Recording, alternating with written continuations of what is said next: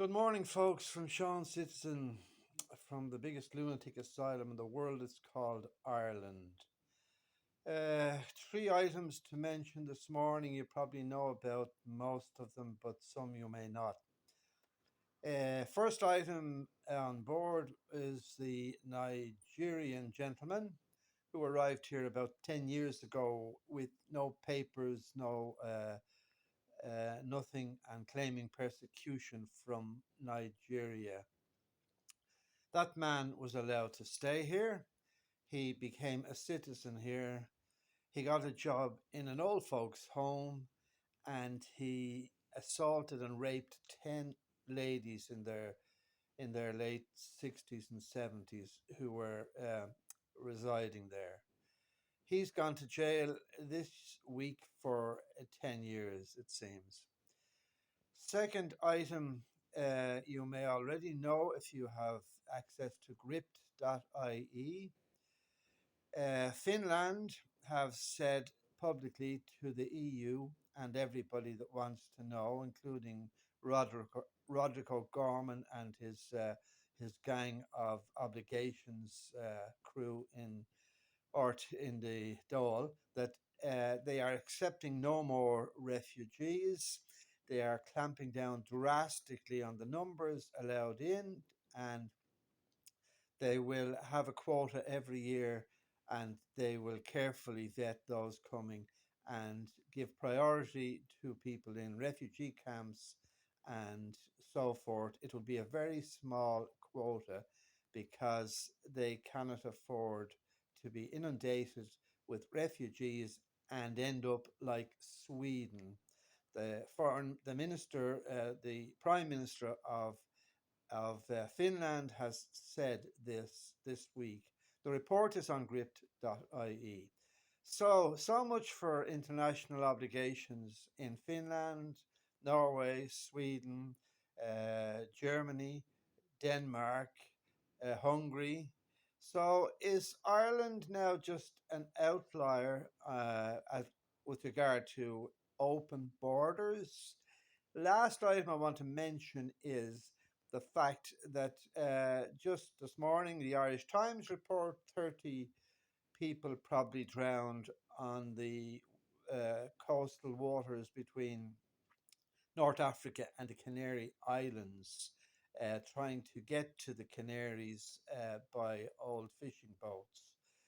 This has been a regular route for many, many years and has not got much attention in the media in Northern Europe until somebody drowns or whatever. I can verify this and assure you that it's accurate because as an ex resident of Gran Canaria, I have actually witnessed the boats arriving on the harbour a number of times. It's not hard to see or to find them. If you go down to the port of Arginigan or Mogan and stay there for a week, you will see the boats arriving.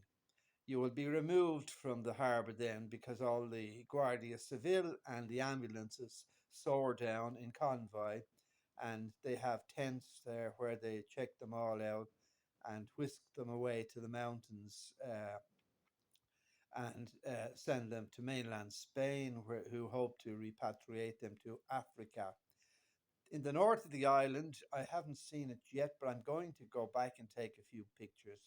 There is a boat graveyard, my friend tells me, a German friend, where hundreds of these big old fishing boats are thrown in a massive pile as proof of what happens there and has been happening there for the last 10 or 15 years. So the Canary Islands is actually the main route from Africa for the people smugglers, not the Mediterranean, which is even more dangerous. And now the Irish Times reports 30 deaths, etc., etc. So it seems to me that unless these people smugglers are caught and some kind of laws bringing in to put them away for life, in fact, I believe that they should they would be executed probably in America if for the deaths that they have caused as a, in the states in America that still have the death penalty, but there's no such thing as a death penalty in Europe, unfortunately. So they don't give a tinker's damn uh, what they're doing, and they're rarely caught. And even if they are, it, nothing happens to them as always. So that's the story, folks. Finland, total clampdown in parallel with Hungary and Poland and most of the European Union. Uh, More deaths on the seas off the coast of the Canary Islands, where we all holiday every year. And gentlemen with no papers now working in old people's homes, and God knows how they, you know. I have a friend who's an Englishman, and he's married to a friend of mine for the last 50 years, and he can't get a residence certificate legally in Ireland.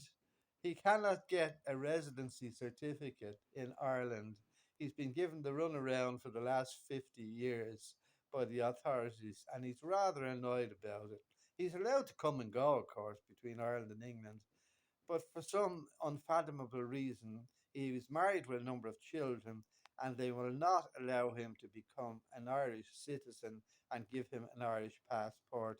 Oh, this is what a lunatic asylum, folks. Goodbye from Sean Citizen. Have a nice day. And say hello to Roderick O'Gorman if you meet him walking by the Dáil today. And all the nutters who are in Dáil Éireann singing from the Nutters hymn sheet. Bye, everybody.